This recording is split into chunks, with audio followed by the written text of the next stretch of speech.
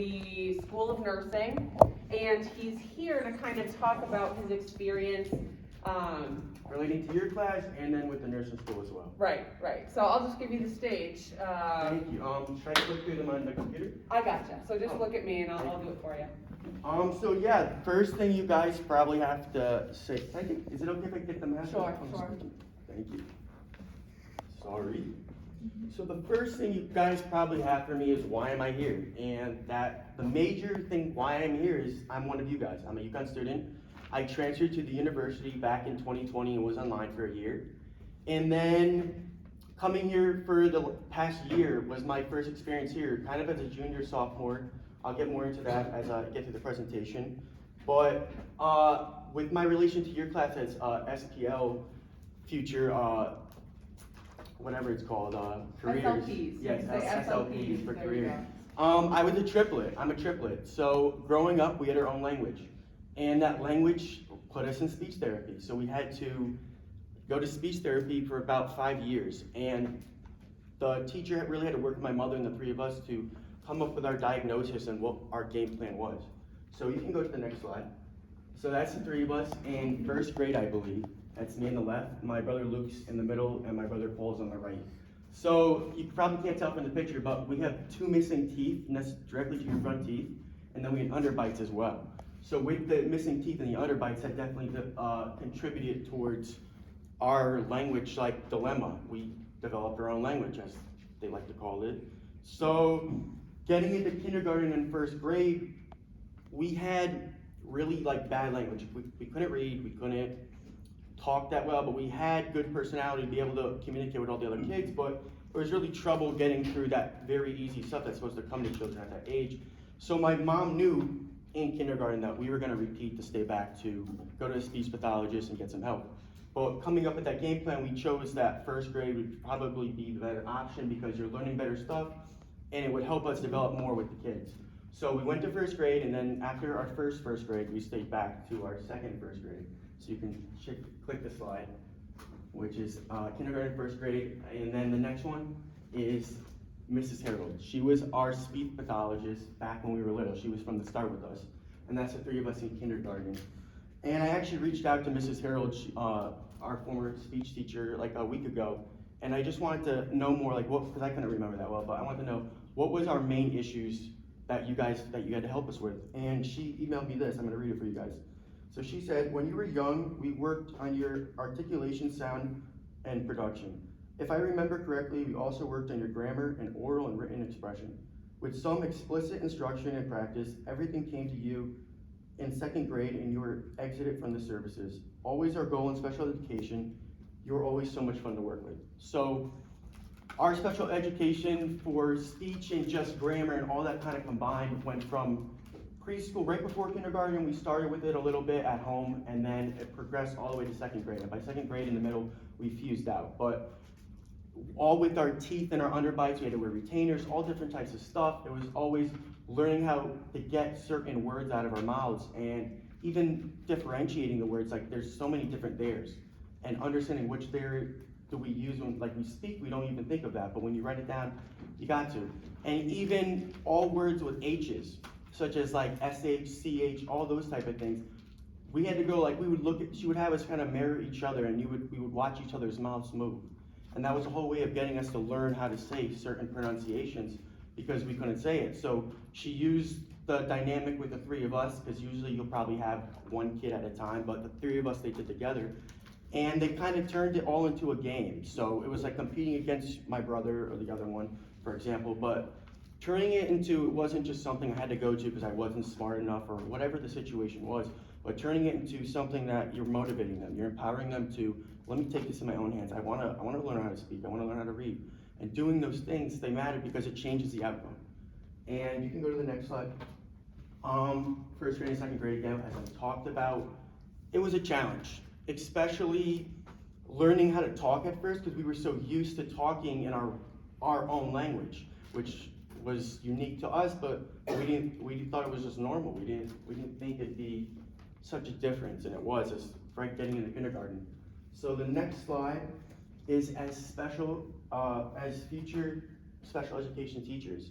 So it's your job to help them, and even working with the parents, you guys gotta, especially in early childhood, you guys gotta come up and get together and come up with a program for these kids. What is their disability actually, and how can you get them to where they need to be? So teaching them to use, especially with repetition, that's the whole part of really speech therapy, is you just go over it and like, he will say SH, he will say SH, he will say SH, and then you start to the beginning again. And it's all about getting the sounds down, because once you have the sounds and parts of speech down, you can connect them together. So I remember starting young, we started with little fragments, and they always would build off each other. Or we make songs for the vowels. We struggled with vowels a lot.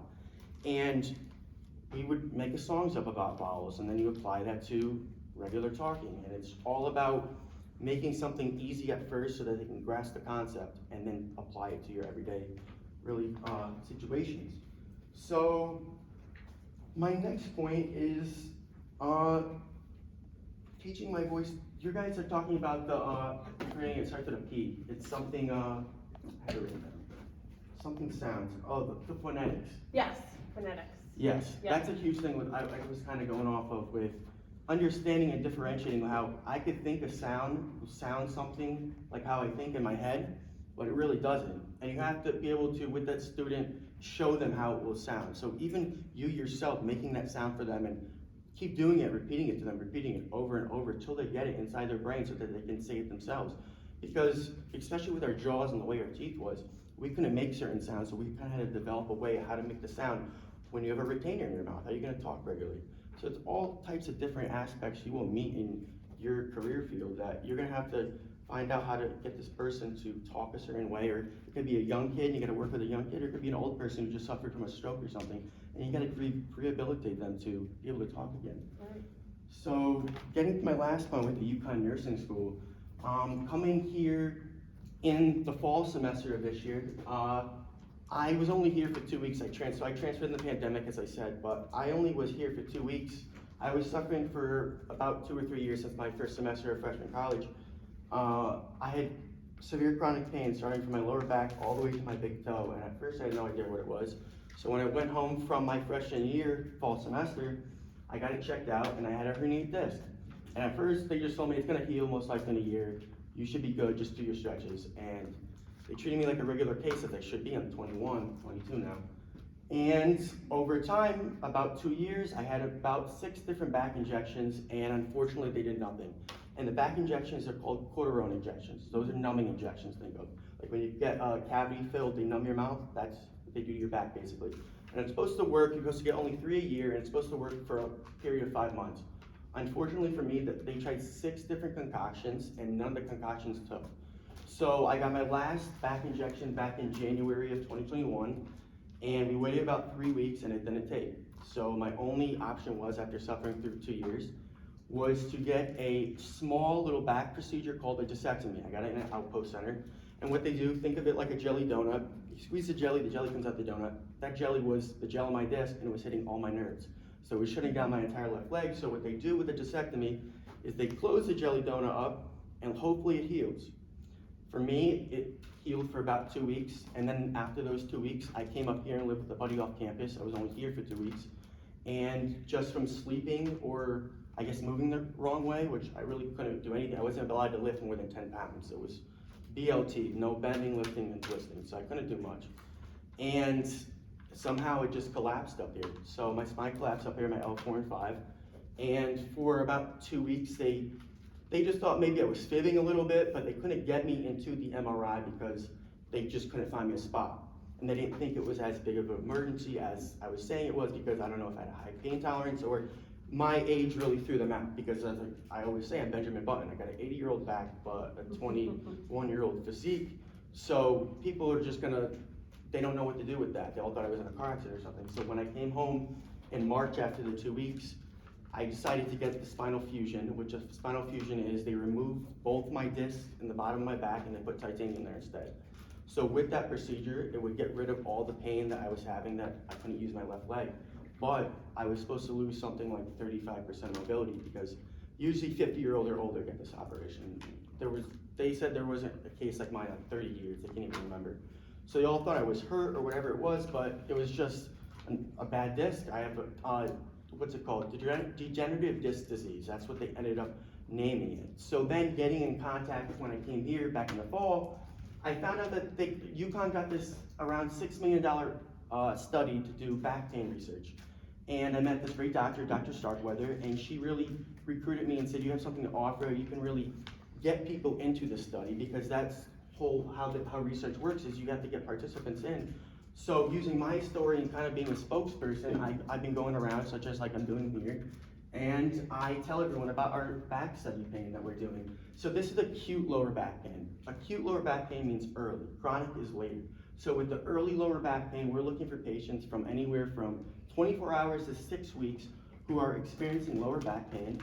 And we just want to do some tests on you, run some different things so that we can find out why for some people's back, they recover like an instant almost. And then for mine, who I did everything I was supposed to do, but it just kept getting worse and worse and worse, so I had to get it fused. So this research, we're a multi-PI study with the University of Maryland. We're trying to figure out what remedies can we find that will help your back recover so that you don't have to get your back fused or any injections or anything like that. So my last point here is, if you guys know anyone who suffered from lower back pain, or if you yourself, you could scan the QR code, you could go on our Facebook, which is Acute Lower Back Pain, and just fill out the quick and easy application, and if you qualify, we'll reach out to you. And it is important, because the more people don't get involved and more just sit back and let pain take its course, we're never gonna resolve it. So it's really important to do what we can to help people. And that's all I really got for you guys. If you have any questions relating to the back or speech, just let me know. But thank you all. Thank you. Thank you so much. Straight up here, I have a couple questions, if you don't mind. That was a great lecture and a nice little what do they call that? Like a advertisement. I love it. I love it. I couldn't find the word. So, question to the class first of all is, Jake said that he was missing his 2 front teeth. So what? The teeth next to your 2 front teeth. Tooth next to your opposite sides, but next to your front teeth. So we had like a Michael Strahan gap. Oh. And then, so they had to close the teeth together. Yeah. Then we got, all 3 of us were born without these 2 teeth. Right. So then they put bridges on us. My bridge fell out my freshman year of college, first semester, so I had to get implant surgery. And my face got like that big from it, and I had to get that twice because it failed the first time too, ironically. Wow. So crazy different things, but all through that, the time, I had to learn how to speak, to talk with the doctors and all that, and communication is vital. Yeah. And especially learning how to use your vocal pipes and all that to get it out. Yeah. That's important. Yeah. Within the scope of this class, we focus mainly on articulation, Mhm. but as you can see, articulation, if you guys have, or if you're with clients who have articulation problems, that can kind of snowball on itself, right? So Jake went through a lot of things, I think, with like dental reconstruction, all that good stuff.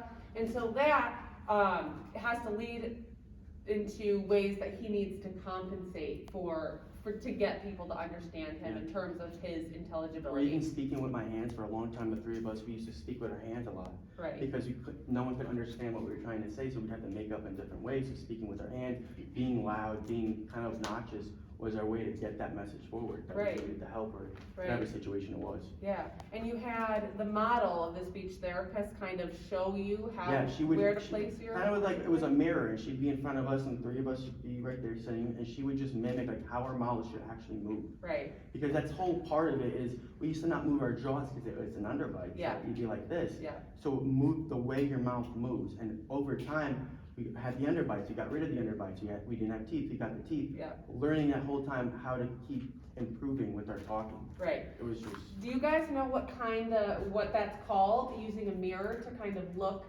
at your own structures? What's a good word for that? You guys know? reflection. Reflection, that's a good one. It'd be like observational. Kind of. Have you ever heard of biofeedback? Oh, yeah. Biofeedback, yeah, exactly. So using that visual model, like your own visual model, to be able to kind of visually think, oh, this is what I have to do with my tongue. This is how I have to adjust my jaw, things like that. So There's a lot of is that people, like- they're visual learners, and I definitely learned that about myself. Yeah, Because the 3 of us growing up, we were diagnosed in kindergarten with ADHD. So we were already a little bit crazy and out there. So getting us to focus, that was a huge part of this. And the teacher had to come up with a lot of different ways to get us to get to that point. For And I sure. always remember that she would take us outside to play basketball, and it was like you get to shoot the ball if you say the right word or whatever it was, but turning those games, coming up with different games, giving them candy, whatever it is to bribe them to get them to where they need to be, that's Yeah. how it really does work. Like, there's a lot of like different ways of, they say methods of helping the kids, but honestly, the best way is just like showing them that you're gonna be there for them and having fun with them. Right, That's the best. right. Do you guys have any questions for Jake, specific to articulation maybe? Do you remember what your hardest sound was? Any questions? It was always the CHs and SHs, so like cheese, I cannot say cheese, I still to this day, Why do you think he had problems with those sounds?